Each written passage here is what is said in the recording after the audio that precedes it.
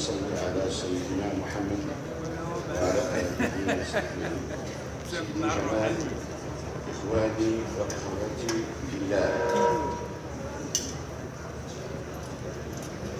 العنوان هو بالفرنسية les fondements coraniques de la paix universelle, de la sérénité de l'individu et la paix humaine à l'ordre universel.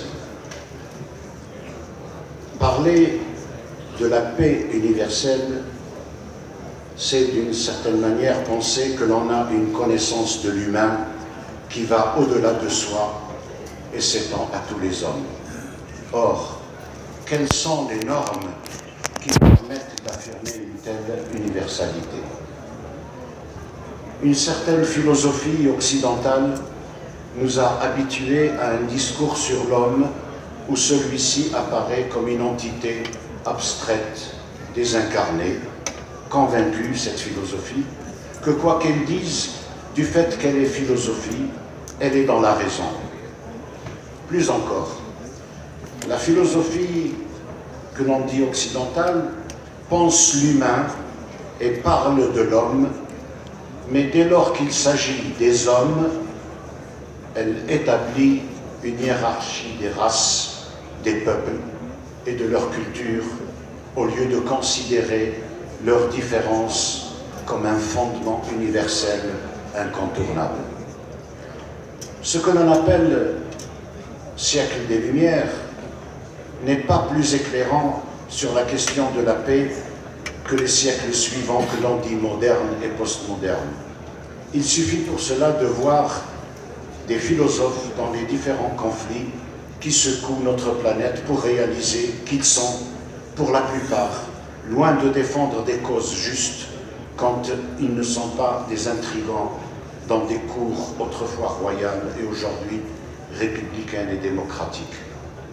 Par ailleurs, bon nombre de contemporains consacrent des colloques pour débattre vainement des positions philosophiques sur la paix de leurs prédécesseurs qui ont proposé des projets de paix.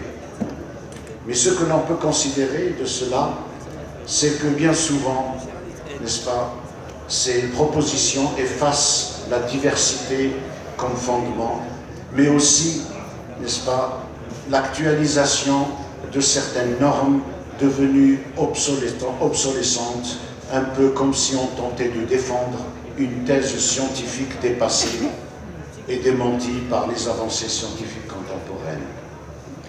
Un auteur écrit « La paix ne consiste pas, à mon sens, en une simple qualité des rapports entre les hommes. Elle résulte au contraire d'une rectitude éthique des personnes en elles-mêmes qui les disposent à vouloir pour elles-mêmes, au plan humain, des conditions de vie sociale et internationale propices à leur plein développement. Il faut que nous finissions par accéder à un niveau de conscience morale, individuelle et collective, qui nous rende sensibles à la valeur des différences entre nations, cultures, individus. Il faut plonger, dit-il, le même auteur, jusqu'au fond de nous-mêmes, pour extirper ou atténuer ces déviations humaines qui nous disposent à l'égoïsme, à l'agression et à la tromperie. Si la question de la diversité, de la différence et par extension de l'altérité pose un problème tragique dans la culture que nous appelons occidentale, et si par ailleurs cette même culture tente de trouver à cette question, mais à